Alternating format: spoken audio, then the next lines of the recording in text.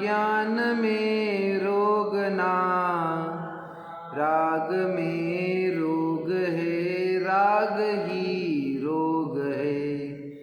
ज्ञान में राग ना, ज्ञान में रोग ना, राग में रोग है, राग ही रोग है। ज्ञानमय आत्मा राग से शून्य है, ज्ञानमय आत्मा रोग से है रहित। जिसको कहता तू मूर्ख बड़ा रोग है, वह तो पूद्गल किशनवर्ती पर्याय है। उसमें करता अहंकार ममकार अरु, अपनी इच्छा के अधीन वर्तन चहे।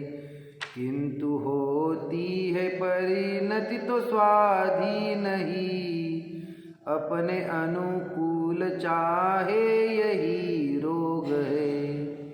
अपनी इच्छा के प्रतिकूल होते अगर, छटपटाता दुखी हो ये रोता तभी। पुण्योदय से हो इच्छा के अनुकूल अगर, कर्तापन का तू कर लेता अभिमान है। और अड़ जाता उसमें ही तन्मय हुआ, मेरे बिना कैसे होगा ये चिंता करे।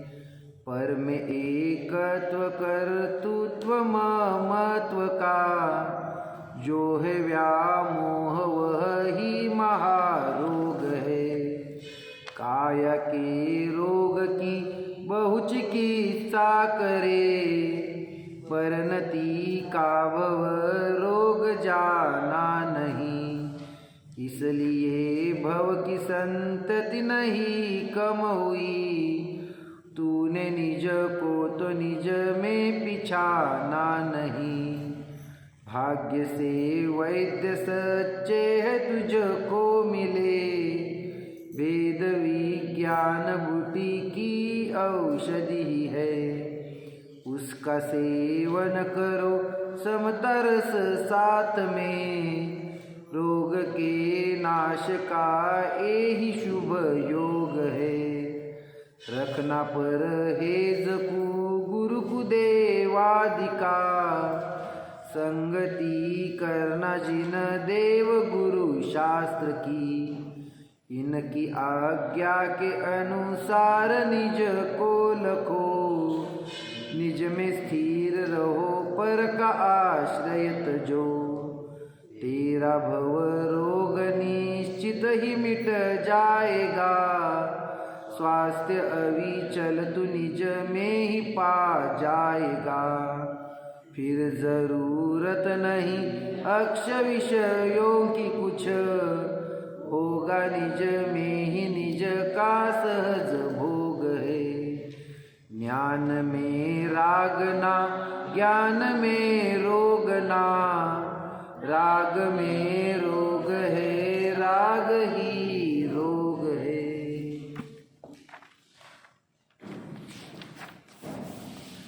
नमो अरिहंतानं, नमो सिद्धानं, नमो आयर्यानं, नमो वज्रायानं, नमो लोये सौवसाहुनं। ओंकारं बिन्दुसंयुक्तं नित्यं ध्यायन्ति योगिना, कामदं मोक्षदं चैव ओंकाराय नमो नमः। अविरल शब्द घनोग प्रक्षालित, सकल भूतल मल कलंका, मुनिभिरूपासित तीर्था, सरस्वती हरतु नो दुरितान्। अज्ञानतिमिरान्धानां ज्ञानाञ्जनशलाकया, चक्षुरुन्मीलितं येन तस्मै श्रीगुरुवे नमः। तस्मै श्री नाथान्वयं मोहविनाशनेशं वीरं महाबोधकरं जनानां नत्वा ह्ययं संयमसत्प्रकाश संगृह्यते मुक्तिकरो मुनीनां। आचार्य श्री सूर्यसागरजी महाराज विरचित संयम प्रकाशजी, यामध्ये आपला विषय चालला होता त्या ठिकाणी अहिंसा महाव्रत.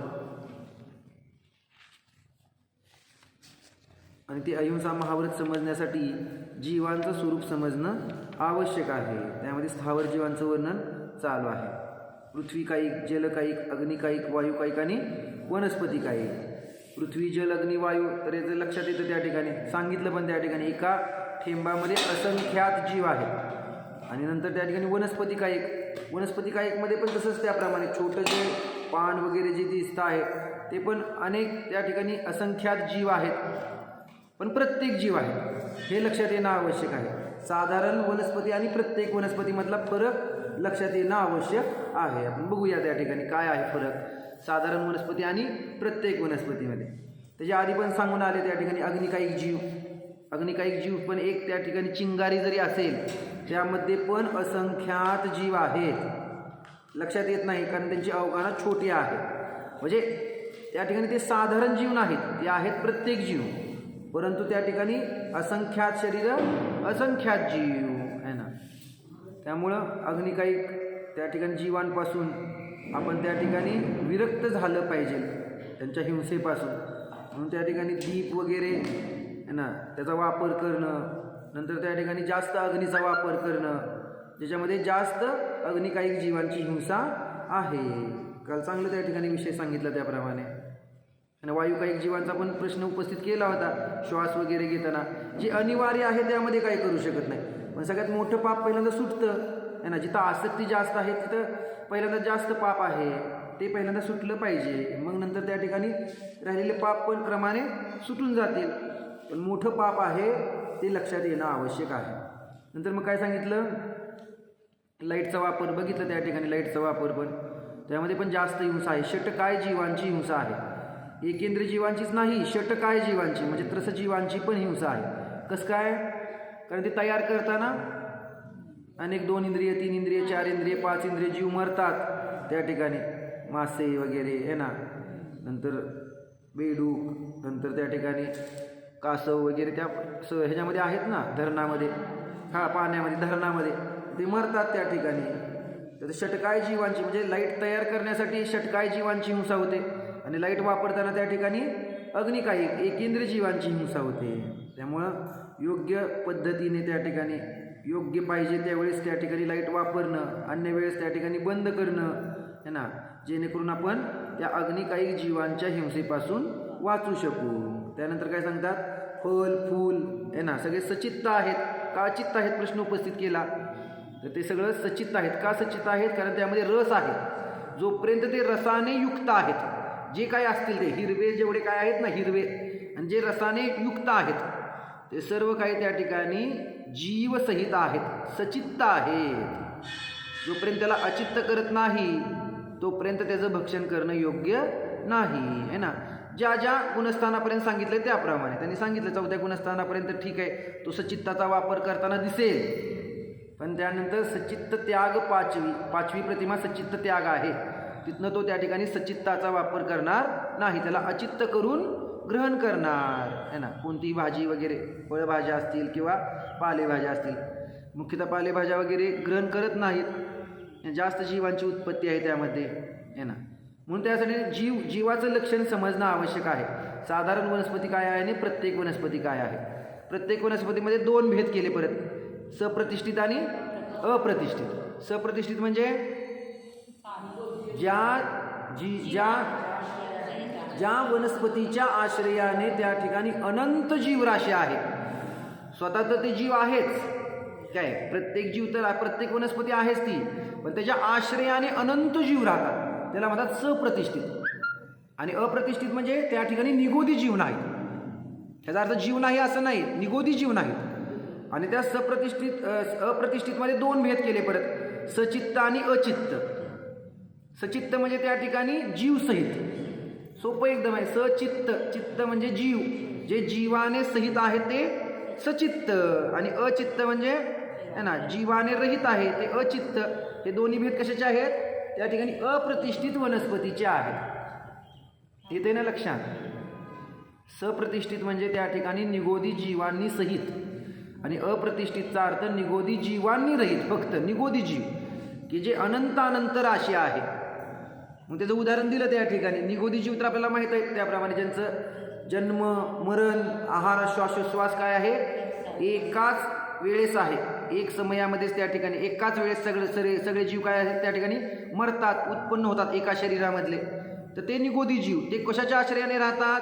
सप्रतिष्ठितच्या आश्रयाने. सप्रतिष्ठितमध्ये काय काय येते?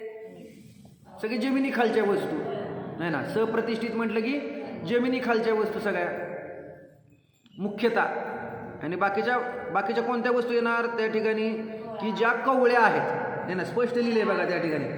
काय? अपक्व फळ, अपक्व भाज्या सगळ्या त्या ठिकाणी कशामध्ये आल्या? सप्रतिष्ठितमध्ये आल्या. सगळ्या अपक्व, कवळ्या आहेत, कोमल आहेत. नंतर त्या ठिकाणी अपरिपक्व आहेत. नंतर ॲलोवेरा म्हणजे कोरफड आहे ना, त्याच्यामध्ये आलं, सप्रतिष्ठितमध्ये आलं ते आहे ना. अनंत जीवांचं घर आहे कोरफड. आणि ते कोरफड वगैरे ते तर जमिनीखाली आलं ना. जमिनीखाली म्हटल्यावर सगळं आलं. रताळ्या तुमचं कोरफड ही सुद्धा जमिनीखाली नाही येत. मग हे बाकीच्या भाज्या पण जमिनीखाली येत नाहीत, पण त्या सप्रतिष्ठित आहेत हे सांगितलं ना. कवळ्या आहेत तोपर्यंत. काकडी, दोडका, नंतर तोंडलं आहे ना, छोटे जेवढे जास्त आहेत त्यामध्ये सप्रतिष्ठित आहे. ते निगोदी जीवांचं घर आहे. त्या ठिकाणी निगोदी जीवांचा वास आहे. आणि मग त्या ठिकाणी ते तोडल्यानंतर किंवा परिपक्व झाल्यानंतर पिकल्यानंतर ॲटोमॅटिक निगोदी जीव निघून जातात. त्याला काय करावं लागत नाही. म्हणजे सप्रतिष्ठितचं अप्रतिष्ठित होणाऱ्या पण वनस्पती आहेत, परंतु काही वनस्पती अशा आहेत जमिनी खालच्या, त्या कधीही अप्रतिष्ठित होत नाही. आलं का लक्षात? काय सांगितलं? वरच्या वनस्पती पण सप्रतिष्ठित आहेत आणि खालच्या वनस्पती पण सप्रतिष्ठित आहेत. पण ज्या खालच्या जमिनी खालच्या वनस्पती आहेत त्या अप्रतिष्ठित होत नाहीत, आणि ज्या कवळ्या आहेत ते पिकल्यानंतर अप्रतिष्ठित होतात है ना. ॲलोवेरा वगैरे अप्रतिष्ठित होत नाहीये. त्या ठिकाणी जीवांचं जास्त उत्पत्ती आहे ना. आणि ह्या ॲलोवेराचा वगैरे सगळ्या क्रीममध्ये वगैरे आहे ना, क्रीममध्ये वगैरे शरीराची जे क्रीम आहेत ना त्यामध्ये सगळा वापर केला जातो ॲलोवेराचा वगैरे, केसांच्या वाढीसाठी वगैरे आहे ना. तर अनंत जीवांचं घर आहे. प्रश्न ही तो उपस्थित होईल. वय बघा, सगळं समजलं. मग आता औषधी म्हणून तर वापर करायचं की नाही? मान्य आहे सगळं. चला, आम्ही त्या ठिकाणी असं तर भक्षण नाही करत, पण ॲटलिस्ट औषधी म्हणून तरी कसं. एवढा रोग आहे ना आम्हाला की बरा होत नाही आहे, आणि त्या ठिकाणी दिसतंय की असे अनंत जीव त्या ठिकाणी आहेत, तर त्याचा वापर करायचं की नाही? इथं मुख्यतः काय आहे की अनंत जीवांचा विषय आहे ना. जे त्या ठिकाणी एक इंद्रिय जीव आहेत त्यांची संख्या असंख्यात आहे. म्हणजे अनंत जीव राशी आहे एका शरीरामध्ये, अनंत जीव आणि असे असंख्यात शरीर. तर अशा ज्या वस्तू आहेत त्यांचा तरी किमान त्या ठिकाणी उपयोग करता कामा नये. म्हणून म्हटलं ना, आपण उदाहरण देताना पण त्या ठिकाणी काय देतो की ॲलोवेरा वगैरे वापर न करता त्या ठिकाणी आपण उदाहरण कशाचं दिलं? जे अद्रक आणि त्याने त्या ठिकाणी हळकुंड सुकल्यानंतर त्याचा वापर करतो आपण त्या ठिकाणी आहे ना. ओला असताना वापर करता कामा नये. ओला असलं तर काय? अनंत जीवांचं घर आहे ना. चहामध्ये ते अद्रक टाकलं ना, जसं बटाटा खाल्लं तसंच अद्रक खाल्ल्याप्रमाणे त्या ठिकाणी. ओला हळकुंड, आता ओला हळकुंड तर कोण खात नाही, पण ते सुकल्यानंतर खातो त्या ठिकाणी आहे ना. जसा राग असेल तसं त्याचा पण खाण्याची त्या ठिकाणी आपण मोकळीक देत नाही, तसा राग आहे त्याला त्याप्रमाणे. पण ते सुकल्यानंतर अप्रतिष्ठित होतं हे सांगायचं. हां, सुंठच म्हटलं ना त्याला. आलंच आहे ते सुंठ झालं, आलं आहे ती सुंठ झाली ना. आणि तसं हळकुंड त्या ठिकाणी सुकल्यानंतर औषधी आहे त्या गोष्टींचा आपण आहे ना. बाकीच्या ॲलोपॅथी औषधींचा त्या ठिकाणी वापर करण्यापेक्षा, कारण त्यामध्ये 2 इंद्रिय, 3 इंद्रिय, 4 इंद्रिय, पंचेंद्रिय जीवांचा वापर करून बनवल्या जातात. त्यापेक्षा मग हे आलं आणि हळद बरं असं म्हटलं जातं त्याप्रमाणे. बरं त्या ठिकाणी चला. तर या पद्धतीने त्या ठिकाणी अप्रतिष्ठित झालं तर त्याचा वापर करणं योग्य आहे. पण सप्रतिष्ठित आहेत त्यांचा कदापिही वापर करता कामा नये. रोग झाला तरी पण का सांगितलं असं? अनंत जीवांचं जे घर आहे त्यांच्या हिंसेच्या माध्यमातून आपला रोग कसा बरा होणार? आणि अजून पापच करतोय. किती सिंपल गोष्ट आहे का नाही? आपल्याला काय करायचंय? रोग बरा करायचा आहे ना. सगळ्यांना त्या ठिकाणी ना शरीराचा मोह आहे, शरीराचा रोग बरा व्हावा वाटतं त्याप्रमाणे, पण त्यासाठी उपाय पण योग्य करणं आवश्यक आहे. हिंसेच्या माध्यमातून त्या ठिकाणी कदापिही रोग बरा होऊ शकणार नाही. बरोबर आहे का नाही? हिंसाच त्या माध्यमातून हिंसा झाली ना. रोग बरा करायला नकार नाही, एकदम स्पष्ट भाषेमध्ये सांगून आले की रोगाचा पण उपाय करा है ना. का उपाय करा? कारण अकाल मरण आहे. यथायोग्य त्या ठिकाणी योग्य भक्ष्य औषधीचा वापर करून रोगाचं बरं करण्याचं त्या ठिकाणी काय करा है ना. त्या ठिकाणी चिंता आहे तर ते रोग बरा करण्याचा प्रयत्न करा अशी पण उपदेशाची भाषा सांगितली. परंतु त्या ठिकाणी अभक्ष्य वस्तूंचा त्या ठिकाणी वापर करता कामा नये. कारण एवढ्या अनंत जीवांचा घात करून आपला रोग कदापि बरा होऊ शकत नाही. बघा, अशा वस्तूंचा वापर केला पण रोग वाढला असं पण होतं. एखादा म्हणतो नाही आमचे तर रोग बरे होताना दिसत आहेत. अरे रोग बरे झाले नाहीत, रोग दबले गेले. काय लक्षात आलं दीपाली बाबे?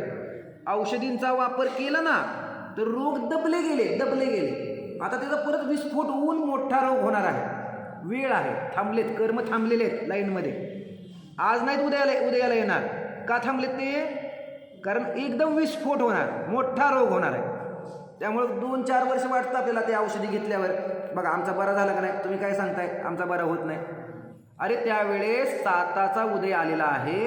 असाताचा उदय थांबलाय, कायम मिटला नाही. येणार निश्चित, आज ना उद्या येणार आणि सगळा मिळून येणार. जेवढी हिंसा केली ना त्या रोग मिटवण्यामध्ये ते सगळा मिळून त्या ठिकाणी असाताचा उदय येणार.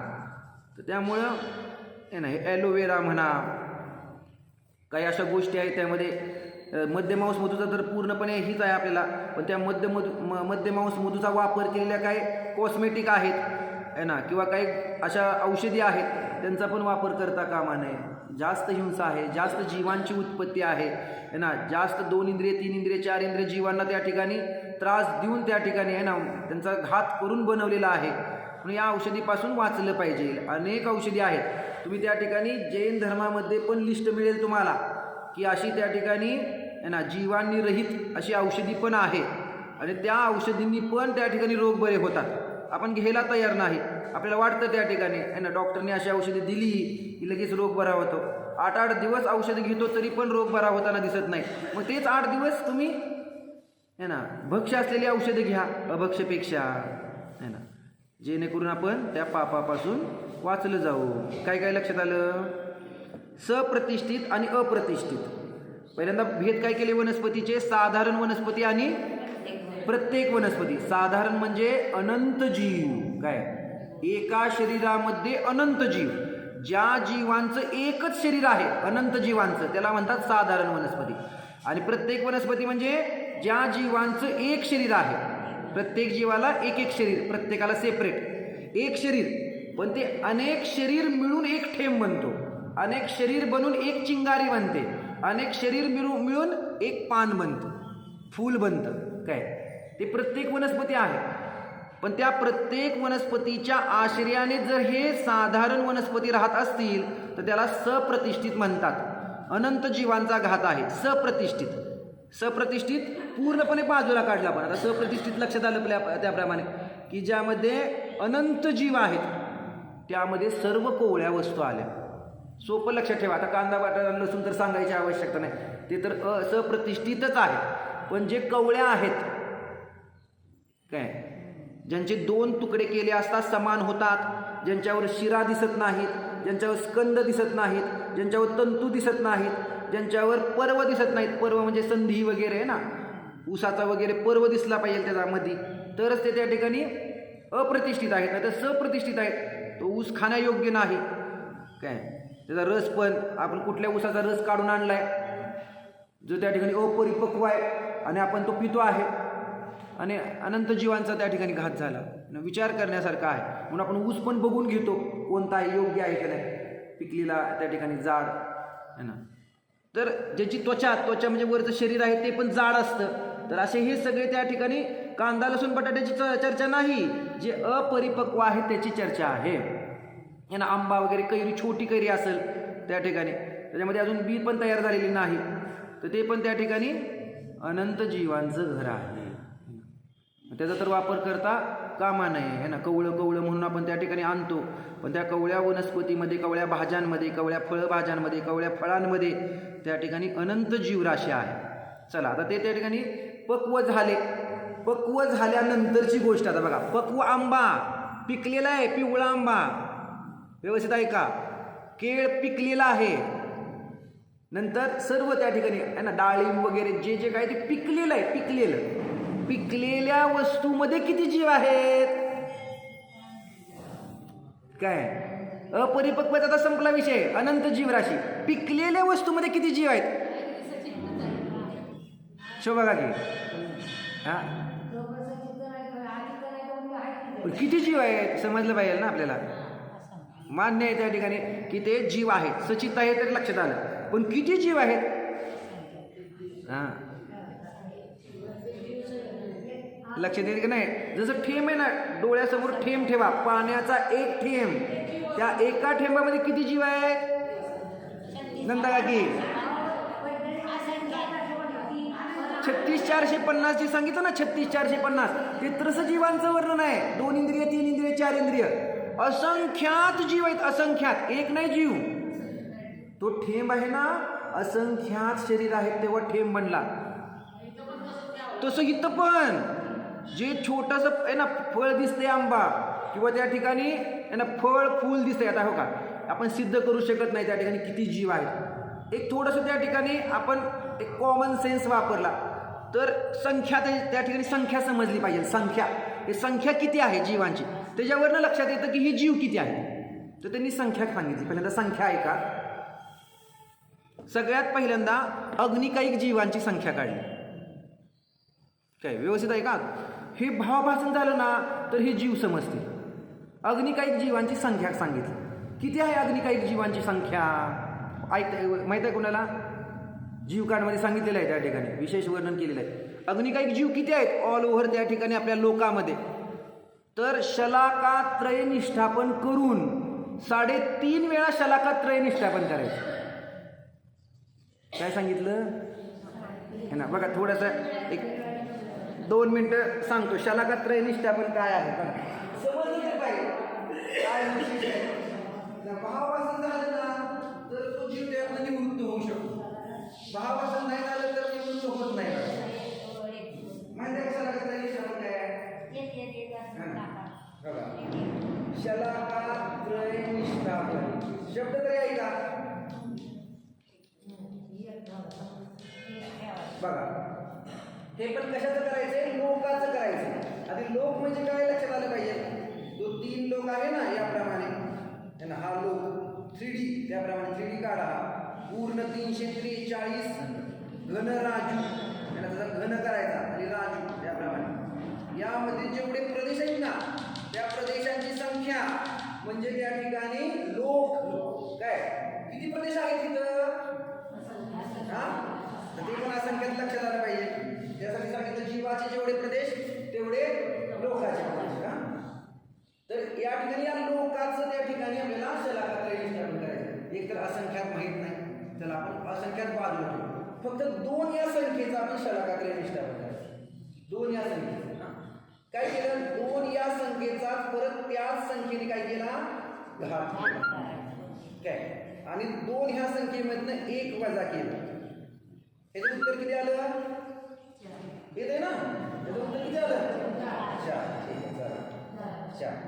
परत जी नवीन संख्या आली त्या संख्येचा परत त्याच संख्येने घात केला आणि त्या इतर राहिली किती 1, त्या 1 मधनं 1 वजा केलं, 0 झालं. किती उत्तर आले इथं 16. हा 4 × 16 लोक 256 आलं. ठीक आहे. आता 256 एक वेळा शलाका झाला. परत दुसऱ्या सुद्धा जे उत्तर आलेलं आहे त्या 256चा 256वा घात किती उत्तर येणार आहे? एवढं कॅल्क्युलेटरवर नाही बसत ना. आणि यामधनं काय करायचं? 256 मधनं एक वजा करायचं. असं हे पूर्ण करायचं. 256 वजा 1 म्हणजे 255, 254, 253, 52, 1 0 पर्यंत न्यायचं. आणि इथं काय करायचं? जे उत्तर येईल ए उत्तर आलं, परत ए चा ए ने घात करायचा, परत बी उत्तर आलं, परत बी चा बी ने घात करायचा. घात करायचा, घात गुणाकार नाही. हे झालं दुसऱ्यांदा. परत जे नवीन उत्तर येईल परत तिसऱ्यांदा करायचं आणि परत 3.5 वेळा आहे ना. पण या 2च्या ठिकाणी लोक ठेवायचा आहे. लोकाचा लोकने घात केला म्हणजे त्या ठिकाणी हे जे लोक आहे ना याप्रमाणे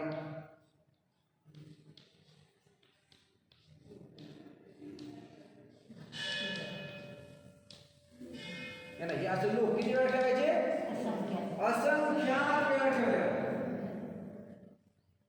काय लोकाचा लोकने घात केला असता त्या ठिकाणी पहिलं उत्तर येणार. परत त्यातनं लोकांमधनं 1 वजा करा, परत नंतर जे उत्तर येईल त्याचा त्या संख्येने घात करायचा, परत त्या लोकांमधनं 1 वजा करायचा. असं लोक पहिल्यांदा संपवायचा, परत जे उत्तर नवीन येईल त्याला संपवायचं. त्याला म्हणतात शलाका त्रय निष्ठापन. आलं का लक्षात? जेवढं भावापासून सांगण्याचं काय जेवढं काय सांगायचंय? खूप मोठी संख्या आहे ना. त्याला काय सांगितलं? सोपं शब्दात सांगायचं म्हटलं तर असंख्यात लोक. तर असंख्यात केवढं मोठं आहे? असंख्यातच्या असंख्यात भेद आहे. असंख्यात लोक याप्रमाणे एकाच शब्दात सांगायचं. पण व्यवस्थित जर त्या ठिकाणी कॅल्क्युलेशन करायचं म्हटलं तर 3.5 वेळा. किती वेळा सांगितलं? 3.5 वेळा त्या ठिकाणी शलाका त्रय निष्ठापन केलं. 3.5 बार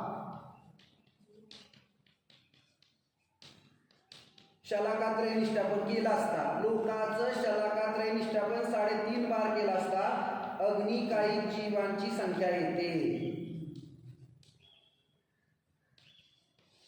काय हे अग्निकायिक वर्ण मग पृथ्वीकायिक संख्या काढायची. पृथ्वीकायिकची संख्या किती? अग्निकायिक अधिक अग्निकायिक भागिले असंख्यात. हे असंख्यात म्हणजे असंख्यात लोक आहेत. छोटा संख्यात नाही, मोठ्या संख्यात आहे. जर जलकायिकची संख्या काढायची तर पृथ्वीवर्ण काढायची. पृथ्वीकायिक अधिक पृथ्वी भागिले असंख्यात. नंतर वायुकायिक अग्निकायिक काढलेलं आहे. वायुकायिक बरोबर जलकायिक अधिक जलकायिक भागिले असंख्यात. आणि नंतर प्रत्येक वनस्पती आहे ना, प्रत्येक वनस्पती किती आहे त्या ठिकाणी वायुकायिक वर्ण काढलं. वायुकायिक अधिक वायुकायिक भागिले असंख्यात. आणि साधारण वनस्पती किती असणार? अरे साधारण वनस्पती अनंत अनंत आहे. हे सगळे असंख्यात राशी आहे. येतं का लक्षात? काय लक्षात? पृथ्वीकायिक जलकायिक अग्निकायिक वायुकायिक ह्या ज्या राशी आहेत त्या असंख्यात आहेत. आणि निगोदी राशी आहे ती अनंत अनंत राशी आहे. तर ही संख्या 3.5 बार शलाका त्रय निष्ठापन कसं करायचं हे तुम्ही एकदा पुन्हा बोलून बघितलं. मी थोडक्यात सांगितलं कारण गणितामध्ये तुम्हाला इंटरेस्ट नसतो जास्त. हे शलाका त्रय निष्ठापन केल्यावर एवढी मोठी 2च करू शकत नाही आपण. करू शकतो का शलाका त्रय निष्ठापन? 2च करू शकत नाही. 2 या संख्येत तर लोकांचं करायचंय. एवढी मोठी संख्या तरी पण ती असंख्यातच आहे. ज्या असंख्याचं खूप मोठं त्या ठिकाणी मापन आहे. आणि हे असंख्यात ऍक्च्युली अवधी ज्ञानाचा विषय आहे. आपल्या ज्ञानाचा विषय नाही तरी पण एक भावापासून होणं आवश्यक आहे. एवढं तर लक्षात आलं. खूप मोठी संख्या त्याच्यावरनं अग्निकायिकची संख्या निघाली. अग्निकायिकवरनं पृथ्वीकायिकची, त्याच्यापेक्षा जास्त पृथ्वीकायिक. असंख्यात लोक जास्त, त्यापेक्षा जास्त असंख्यात लोक जलकायिक, त्याच्यापेक्षा जास्त वायुकायिक, त्याच्यापेक्षा जास्त. हे सांगायचं प्रत्येक वनस्पती असंख्यात आहेत सगळ्यांच्यापेक्षा जास्त. लक्षात आलं का? पानामध्ये किती जीव आहे, फुलामध्ये किती जीव आहे? एक नाही जीव. आलं लक्षात? थोडंसं भावासन करा. जीवांची संख्या खूप आहे ना. जीव समजलं तर त्या ठिकाणी आपल्या जीवात हा ना आपला जीव वाचू शकेल. माझा जीव त्या ठिकाणी वाचवायचा आहे ना. हे भाववासन झालं ना, सहजच जीवनामध्ये त्या ठिकाणी अहिंसा आहे ना प्रस्फुटित होते आहे ना. सांगावं लागत नाही आता अहिंसा करा. आणि विशेष वाटतं की आपल्याला जैन कुलामध्ये उत्पन्न होऊन अहिंसेचा पाठ शिकवावा लागतो. काय अहिंसा परमो धर्म आहे. जैन धर्माचा बेस आहे, बेस. काय तिथनं अहिंसेपासून त्या ठिकाणी जैन धर्माची सुरुवात होते.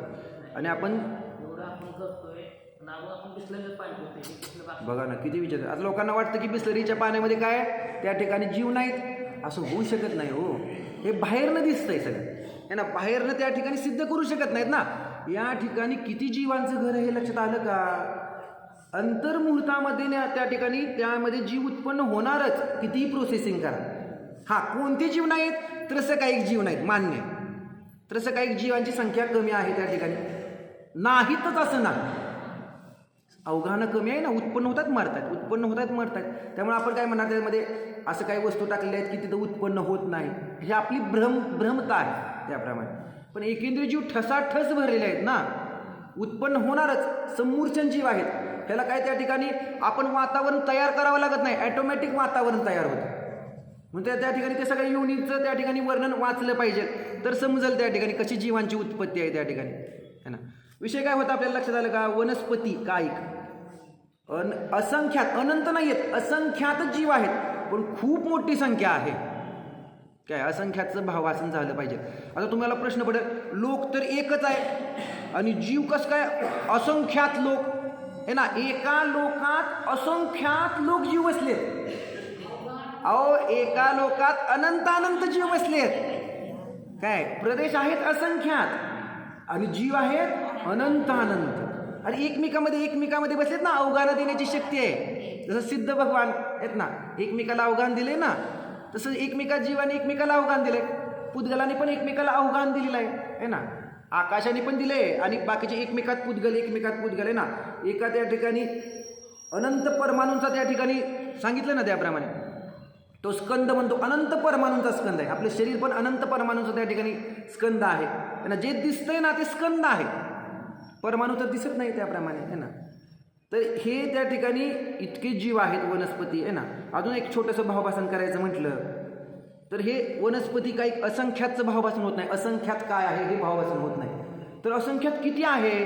तर अजून एक भावभाषण आपला अंगुल आहे ना, अंगुल अंगठा. ह्या अंगठ्यामध्ये किती प्रदेश आहेत?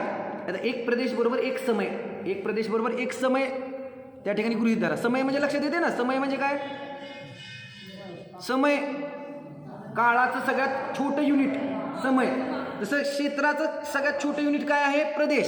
सगळ्यात छोटं प्रदेश आहे. तसं समय आहे ना, एका सेकंदामध्ये असंख्यात समय येतात. एक समयात हा जीव दुसरा बहुधारण करतो. एक समयात काय बघितलं नाही अजून इथं, त्या लगेच तिथं उत्पन्न पण झाला, शरीर पण ग्रहण केलं आहे ना. समयामध्ये सगळा खेळ आहे. तर हे जे समय आहे ते एका अंगुलामध्ये किती समय येतात? किती? एक अंगुलामध्ये किती समय येतात? हा, एक अंगुल आहे ना, एवढा छोटासाच अंगुल आहे अंगठा. किती समय येतात यामध्ये? तर असंख्यात कल्पकाळाचे समय येतात. आता एक कल्पकाळ काय आहे? 10 कोडाकोडी सागर अधिक 10 कोडाकोडी सागर, उत्सर्पिणी अधिक अवसर्पिणी, 20 कोडाकोडी सागराचा एक कल्पकाळ. असे असंख्यात कल्पकाळाचे समय या अंगठ्यामध्ये येतात. तर लोकांमध्ये किती त्या ठिकाणी असंख्यात असेल? असंख्यात खूप मोठा आहे. जर तुम्ही त्या ठिकाणी अलौकिक गणित पाहाल तर तुम्हाला लक्षात येईल, असंख्यात वेळा असंख्याताचा वर्ग केला असता पुढची संख्या उत्पन्न होते. असंख्यात वेळा वर्ग करायचा आहे. चला वर्ग करायला सुरुवात केला आपण. 2चा वर्ग 4, 4चा वर्ग 16, 16चा वर्ग 256, 256चा वर्ग हा 65,000 आहे ना. पन्नठ्ठीचा वर्ग हा, पन्नठ्ठीचा वर्ग त्या ठिकाणी बादाल 42ने सुरुवात होतो म्हणून बादाल म्हणतात त्याला. आणि त्याचा वर्ग केला तर इकट्ठी. जे इकट्ठी आपण त्या ठिकाणी तेवढे आहे ना, आपल्या श्रुत जिनवाणीमध्ये तेवढे अक्षर आहेत, त्या अक्षरांचा वापर करून ती जिनवाणी बनवली, ती इकट्ठी. त्याला एकम इकट्ठी. आणि त्या इकट्ठीचा वर्ग कुठे येते आता पुढे? अरे किती वेळा वर्ग केले आपण? किती वेळा वर्ग केले? 5-7 वेळा वर्ग केले फक्त. तिथं सांगतात असंख्यात वेळा वर्ग केला असता पुढची संख्या उत्पन्न होते. असंख्यात वेळा वर्ग करायचा आहे. आणि ती पण कुठल्या संख्येचा? 2चा नाही. काय थोडंसं हे भावभाषण करण्यासाठी सांगितलं. असंख्यात खूप मोठा आहे. हे जीव किती आहेत हे लक्षात आलं पाहिजे. मग फळं आहे ना, पानं त्या ठिकाणी त्यामध्ये निगोदी जीव नाहीत, परिपक्व झाले, पण त्यामध्ये असंख्यात जीव आहेत आहे ना. फुलं त्या ठिकाणी आपण त्याचं त्या ठिकाणी गुलकंद वगैरे खातो आहे. असंख्यात जीवांचं घर आहे. काय रोग झालेला आहे मान्य आहे, पण त्या वस्तूमुळं त्या ठिकाणी कधी मिटणार नाही. असंख्यात जीवांना मारून कसं मिटणार रोग? त्यामुळं सावध व्हा. आत्ता सावध झाला तर निश्चित रूपाने पुढचे दिवस चांगले. आत्ता नाही सावध तर निश्चित रूपाने पुढं अनंत काळ दुःख आहे. कोणी त्या ठिकाणी वाचवू शकणार नाही है ना. त्या परिस्थितीमध्ये, त्या अवस्थेमध्ये जाऊन पडावं लागेल. एक इंद्रियामध्ये, 2 इंद्रियामध्ये, 3 इंद्रियामध्ये है ना. एक इंद्रिय पृथ्वी कायिक, जल कायिक, अग्नि कायिक, वायू कायिक है ना. त्या अवस्थेमध्ये जाऊन पडावं लागेल. कोण न वाचवणार है ना. आपले भाव होत नाहीत वाचवण्याचे. कोण आपल्याला वाचवणार त्या ठिकाणी है ना. त्यामुळं हे झालं सगळं त्या ठिकाणी सचित्त गोष्टींची गोष्ट आहे. अप्रतिष्ठितचा विषयच नाही. सचित्तमध्ये असंख्यात जीव आहेत. मग त्याला अचित्त कसं करायचं? मग त्या ठिकाणी सांगतात या वस्तूंना एकतर प्रमाणामध्ये वापरा है ना. खावा असा नियम नाही, सगळ्या पालेभाज्या खाव्या असा नियम नाही त्या ठिकाणी. मग काय करा? नियम घ्या की आज 2च फळभाज्या खाणार, 2च पालेभाज्या खाणार, बाकीच्यापासून वाचला गेला है ना. आपण काल म्हटलं होतं ह्याचा नियम सांगणार आपण, त्याच्या ठिकाणी उपाय सांगणार. काय उपाय आहे? उपाय केला पाहिजे ना त्या ठिकाणी. नंतर त्या ठिकाणी जर गरम केलं तर त्या ठिकाणी अचित्त झालं. राग आहे. वैभव काकांनी पण म्हटलं अचित्त केल्यावर तिथं जीवांचा घात झाला का नाही? घात झाला, नक्की झाला. पण जीवाला तर डायरेक्ट भक्षण केलं नाही. आणि किती घात झाला? त्या ठिकाणी जेवढं पाहिजे तेवढं नाही ना, जेवढं पाहिजे तेवढं. म्हणून त्या ठिकाणी प्रतिमाधारी आरंभापासून विरक्त होत जातात. ह्याचं जेवण बनवायचंय, त्याचं जेवण बनवायचंय, ह्याचं हे करायचंय, त्याचं ती करायचंय. अरे जास्त आरंभ आहे, काय आरंभ जास्त आहे ना त्यामध्ये. विरक्त हळूहळू विरक्त होणार त्यामध्ये. मग नंतर त्या ठिकाणी मीठ टाकून है ना, त्या ठिकाणी तुकडे करून है ना, वेगवेगळ्या पद्धतीने त्या ठिकाणी त्याला अचित्त केलं जातं है ना. त्यातनं ते त्या ठिकाणी जीवांचा घात होतो. परंतु ती अचित्त झाली वस्तू मग ते ग्रहण करण्यायोग्य आहे. तिथे पुढं पण त्यांनी सांगितलं की मग हे अचित्तवाला आणि हरी ना, हिरव्या वस्तूचा त्याग आणि त्या ठिकाणी अचित्त वस्तूंचा त्याग, काय फरक आहे यामध्ये? एखाद्याने अचित्त वस्तूंचा ग्रहण करतोय, अचित्त वस्तू ग्रहण करतोय, सचित्त वस्तूचा त्याग केला एखाद्याने हरी वस्तूचा त्याग केला. दोघं सेमच आहेत का फरक आहे? काय लक्षात येते? हरी वस्तूमध्ये काय काय आलं? सगळ्या हिरव्या भाज्या आहे ना, सगळ्या हिरवं जे काय आहे ते त्या ठिकाणी ते सगळं हिरवं आलं त्या ठिकाणी. आणि ज्याने सचित्त वस्तूंचा त्याग केला आहे तो त्या हिरव्या वस्तूंना अचित्त करून खाऊ शकतो. काय शुभागी? हिरव्या वस्तूंना अचित्त करून खाऊ शकतो. परंतु ज्याने हरीचा त्याग केला आहे त्या हिरव्या वस्तूच खाणार नाही. फरक आहे की नाही त्यामध्ये? आसक्ती अजून कमी झाली त्या ठिकाणी है ना. सगळ्यात महत्त्वाचा पॉईंट राहिला सांगायचा की त्या ठिकाणी कोंब आलेल्या वस्तू है ना सगळ्यात जास्त प्रमाणात आपल्या है ना श्रावकांच्या घरांमध्ये वापरले जातात. मोड आलेल्या त्या ठिकाणी काय मटकी, मोड आलेले वटाणा, मोड आलेलं काय कडधान्य रात्रभर भिजवून ठेवायचे, त्याला कोंब येतात. चालणार की नाही खाल्लं तर? काय कोंब म्हणजे काय? अरे त्या ठिकाणी जीवांची उत्पत्ती झाली. जे धान्य त्या ठिकाणी सुकून अचित्त झाले होते त्याला तुम्ही सचित्त केलं आणि खाल्लं. काय सचित्त करून खाण्याची पद्धत काय गरज आहे त्या ठिकाणी? मोड आलेले ते पण बाजारातनं विकत आणून, घरी नाही मिळालं तर बाजारातनं विकत आणून है ना कोंब आलेलं. एक एक मटकीमध्ये किती जीव आहेत? असंख्यात. लक्षात ठेवा, असंख्यात. हां, भिजवलेलं कोंब आलेलं एकेका मटकीमध्ये, एकेका वाटाणामध्ये आहे ना, छोले वगैरे जास्त काळ भिजवून ठेवल्यावर त्या ठिकाणी आहे ना त्याला कोंब येतात. कोंब आलं की त्या ठिकाणी असंख्यात जीवांचं घर आहे. लक्षात येते का? लक्षात येणं आवश्यक आहे. या गोष्टी का खायच्या? अरे त्या ठिकाणी बिघडून का खायचं? चांगलं खावा ना, है ना. चांगलं त्या उलट त्या भाज्याला त्या ठिकाणी व्यवस्थित करून खावा. बिघडून खाण्याची आपल्याकडे जरा जास्त पद्धती आहेत ना. उदाहरणार्थ त्या ठिकाणी दुधाला त्या ठिकाणी फाडून है ना नासवून खायचं. का खायचं नासवून? है ना, एक योग्य पद्धतीने खावा. मावा करून खावा ना, काय बाद आहे त्यामध्ये? खवा करून खावा. नाही आम्ही नासवून खाणार. का नासवून खायचं? जीवांची उत्पत्ती पण आहे, शंकाच नाही त्यामध्ये. पण रसनेंद्रियासाठी पण चांगल्या वस्तू खावा ना. त्या ठिकाणी बिघडून खायच्या वस्तू त्या ठिकाणी मिक्स करून खायच्या, जास्त दिवस साठवून खायच्या, रोगादीला कारणभूत आहेत.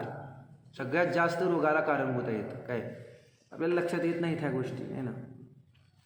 आता हे दुधाचं उदाहरण एक ह्याच्यासाठी दिलं. दुधामध्ये त्या ठिकाणी काय जीवांची उत्पत्ती नाही झालेली आहे, पण त्या ठिकाणी गरम केलेलं आहे सगळं, आहे ना. ते वेगळा विषय आहे. पण त्या ठिकाणी ज्यावेळेस नासवलं जातं, निश्चित रूपाने काही ना काही जीवांची उत्पत्ती होते. पण लिंबू टाकलं होणार की नाही? का नाही होणार? त्याप्रमाणे साहजिक वेगळं केलं आणि ते नासवून खाल्लं. उलट नासवल्यानंतर त्यातले जे सत्व होतं, ते सत्व काय गेलं? त्यानं निघून गेलं. ठीक आहे, चला ते तर विषय समजला. आपला मुख्य विषय काय आहे की हे वनस्पती कोंब आलेल्या वस्तू.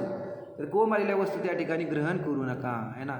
सगळ्यांना सांगा त्या ठिकाणी जीव आहेत, असंख्यात जीव आहेत. आणि आपण त्या ठिकाणी रसनेंद्रियाच्या आसक्तीपायी एवढ्या जीवांचा कसं काय घात करतो आहे ना.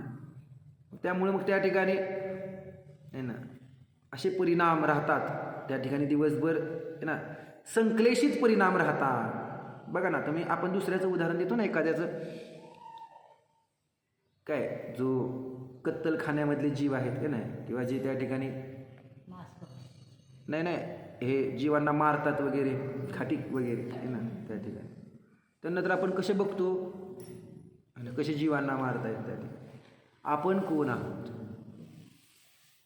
शब्द थोडा वाईट वाटेल, पण जैन कुलामध्ये जन्मून त्या ठिकाणी आपण पण इतक्या जीवांची हिंसा करत आहोत. काय थोडंसं विचार करणं आवश्यक आहे. हा विषय निघालाय म्हणून हे सांगितलं गेलं, पण काय माहीत हा विषय आपण वाचून न वाचून. खूप मोठा विषय आहे, थोडक्यात ग्रहण करा.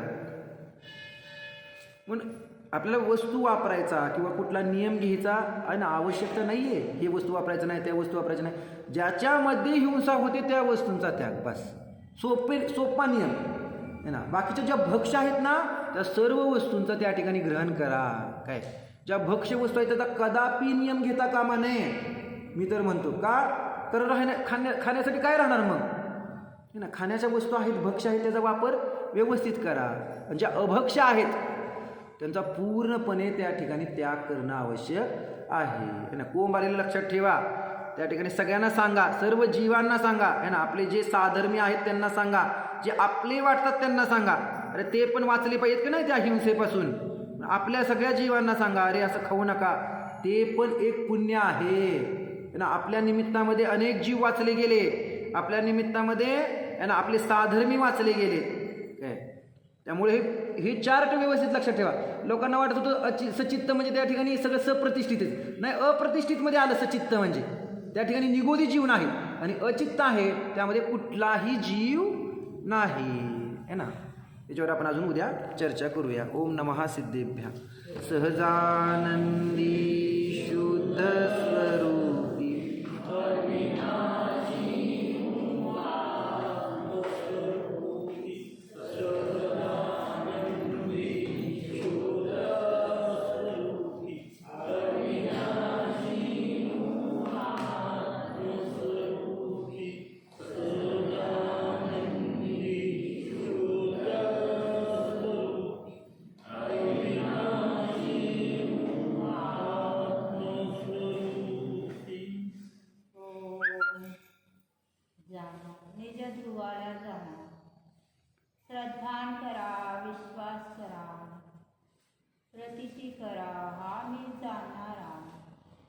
नित्योपयोगी स्वरूपी जीव आहे जाणे.